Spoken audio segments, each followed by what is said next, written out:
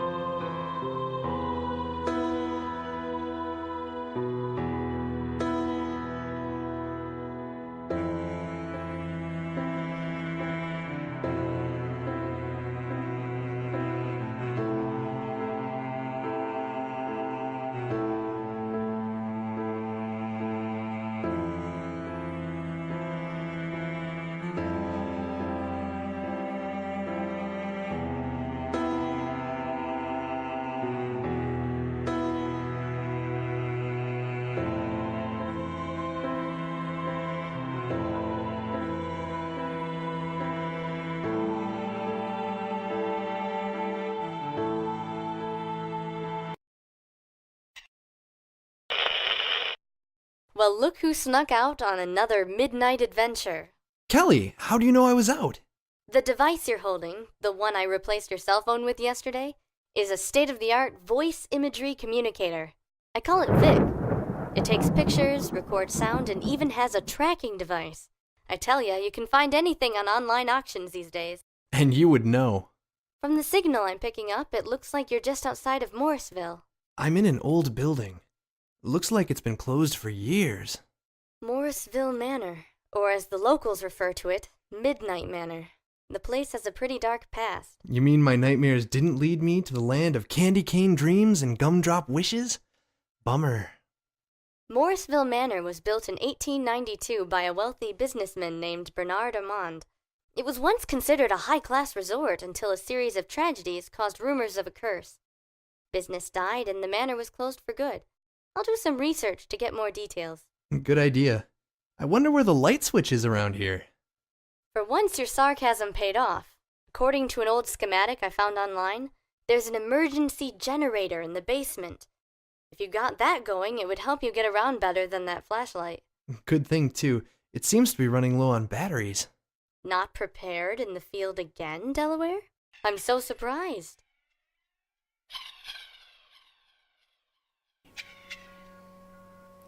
Alright, so here we are at the cursed Midnight Manor, the Morrisville Manor, to find out what is calling Delaware here, what is calling him to this place, and what might have happened here. It's raining, it's pouring, the old man is snoring. He went to bed with a bump on the head and didn't get up in the morning. And you know what? It might just be me, but I think it's ghosts. Alright, so the first things first, simple point and click interface. Yeah, point, yeah, click, and you move around. So there's that. Down here we have the Vic, introduced to us in the intro, with connect photo and record. When you press connect, you'll simply be calling up, let's call it Discount Oracle. I can not remember her name, and I keep forgetting to look it up. And she'll give you like hints, and you can ask her, she'll tell you stuff based on which part of the game you are, and trying to give you hints on moving on. Photo, I think, is used once or twice to move the plot along, to take pictures of like ghosts and stuff like that. But I think you can also take pictures of some puzzles, and she'll give you the solution. And if you press record, you of course just record some sound, and it'll be analyzed and played backwards, and it's a ghost talking or something like that. It's also a plot MacGuffin at some point. Here we open the menu. Didn't have to show that off, did it anyway. And of course just our inventory right here, which is thankfully small. And that also means that at least there's none of that pick up a gopher and a top hat and sellotape it together to get a railgun. You shoot down a coconut instead of just kicking the tree, and you give it to the sheriff. He's so happy that he gives you the key to the jail cell, and you can just punch him in the face and you just be over with it. Done. I mean, I can't be the only one who's tired of that.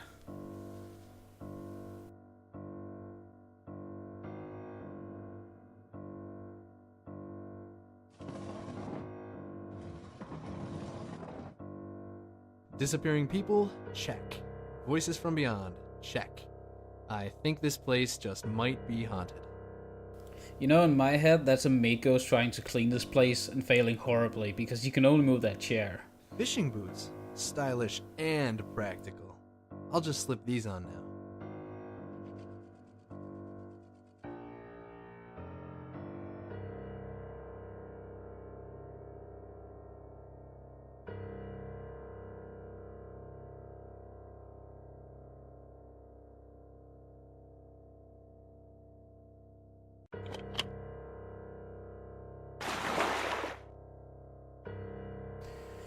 Here I can actually just turn around and go to this thing here and just punch in the code, but I'll show off the puzzle first. It's right here. And just let you read this. And this puzzle is incredibly simple. 8 marbles, 2 candles, 3 flowers, and 6 beans. Lined up backwards is of course your 6, 3, 2, 8. But I had the most trouble with this puzzle of anything in this game, I think. And it is so weird. I cannot believe that I didn't get this back when I played this first. I think someone actually made like a mathematical solution to this puzzle and like posted it under the video, like it just in the comments, and it's so insanely simple, which makes it even funnier. Yeah, I think you can just, I think that video should still be there, so you can just take a look at that. Alright, moving on. Of course the code is just 6, 3, 2, 8. Oh, sure, I can see the future, but I can't see when my flashlight will go out? That's fair. Yay! I figured that out on my own this time. So, that's one thing I have gotten better at, is really, really simple puzzles.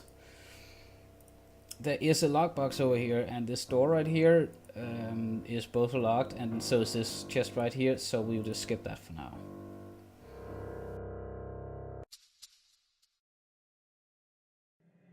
Man, look at this place. Mark, wait up! We should all stay together. What? Are you scared? Man, this place is totally rad to party in. Yeah, it's all to ourselves. Everyone says this place is haunted. Don't worry. If we see any ghosts, Heather will put a voodoo spell on them. Funny, but I think your body odor will keep ghosts far away. Man, Lisa, why did the little goth girl have to tag along? Because that goth girl is my best friend, so watch it or I'll leave with her. Let's go look around.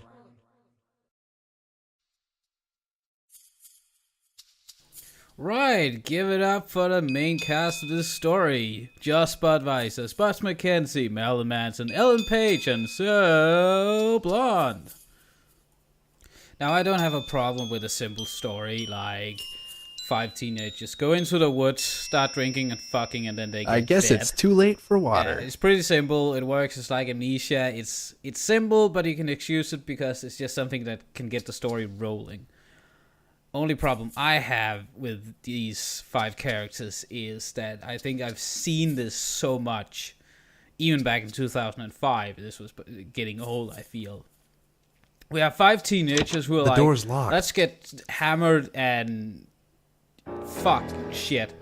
Where do we do that? Kevin's place? Nah, it's too much puke in this toilet by now. Make out point? Yeah, no, I get frostbite in my cooch. You know what? There's an old abandoned hotel in the middle of the fucking woods. Let's go there. Because if nothing else, we could probably lick these old mold-filled walls and get high from that. And it seems like I'm hating on the story a bit here. I really am not. It's just a bit too classic for me. Teenagers in the woods. I think I've just seen it too much. I've seen it in horror movies, what and a dump. it's just Reminds such an me of my old American thing. apartment. I think that's what I have against it. It's just, let's go into the middle of the woods. Let's drag along the person who clearly doesn't want to be here and we don't like that much as a group. But it's just nitpicking. I'll take that and we'll just move on.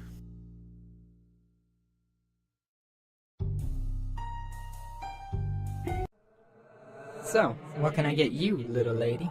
Oh, I think I'm pretty set here with my flask. Gotta admire a woman who's prepared. Give me some of that. Brendan! Melissa! Help! You guys! Come here!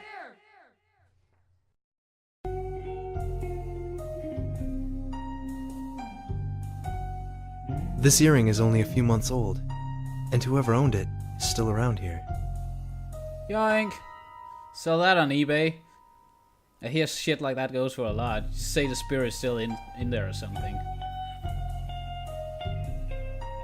Oh my god. Never getting into the kitchen. There's too many chairs. I'm not a ghost, you know. I can't move all those chairs. Ooh, ladder! This ladder could come in handy. Yeah, just stuff that in your pants. It's great. Don't ruin it by saying, oh, he's probably carrying it over his shoulder. It's in his pants.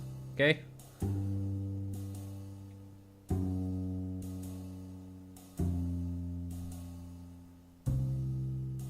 I do dig that swangy jazz music though. They really spared no expense for this haunting.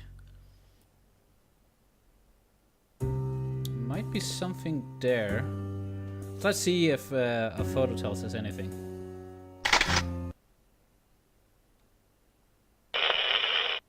Hey Del, I ran that image you just sent me through the scanner. It didn't pick up anything unusual. Really now? Yeah,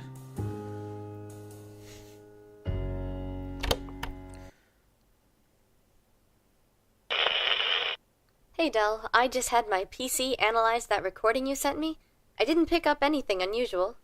And this is also the reason why you will rarely see me use the Vic. You can't skip those dialogue sequences, so it gets kind of tedious when you use it, and that's a little bit of a pisser.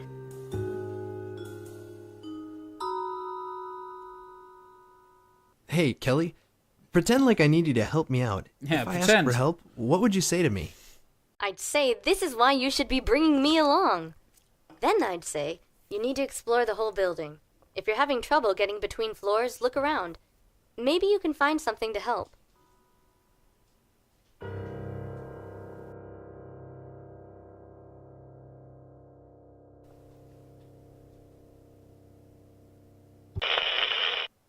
You know, Delaware, I'm just gonna come out and say it. I'm not too thrilled about you going out there alone. We're supposed to be a team, and you took off without me. Yeah, I guess I forgot to call. But it was really late. Next time, okay? I need you to do me a favor. Of course you do. I'm seeing things. People. Can you run a check on missing persons in the last few months around here? Missing persons. Got it. Anything else? That's it for now. I'm going to look around more.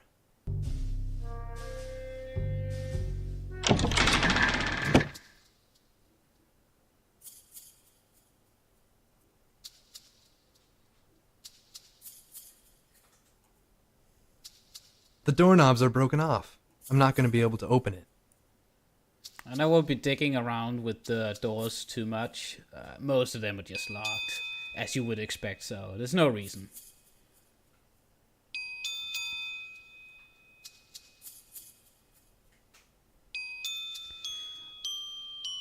I do have a confession to make. This is post-op, so I feel doubly an asshole right now. This stairwell leads to the first floor, but the bottom steps have rotted out. Right around here, I remember that, oh, I have a fucking stepladder, and you can actually look at that thing way early in the game, right before you go into the basement. Calm down, Brendan. What happened? I don't know. We were just talking. She just passed out. I didn't do nothing. Passed out? Here, put her on the bed. She's so cold. She was fine 1 minute, and then she was on the floor. I called, but no one came. I figured you guys were up here. We need to get her to a hospital. Where's Mark and Lisa? Are they still in the basement? I don't know. I didn't see them. I'm gonna go downstairs and look for them. Brendan, where are you going? We should take Melissa with us. Melissa? Brendan, Melissa's gone! I didn't want to interrupt the cutscene, but I was so gonna go for something with a roofie or something. I'll spare you. That's how nice of a person I am. I'll spare you my sick, twisted mind. Right around here, I think it's where I start rounding out the video. The door's locked. So I'll do that again. I've been missed, and this has been the first video in a series, funnily enough, called Let's Play Delaware St. John, The Curse of Midnight Manor. And I'll thank you so much for watching and following me so far.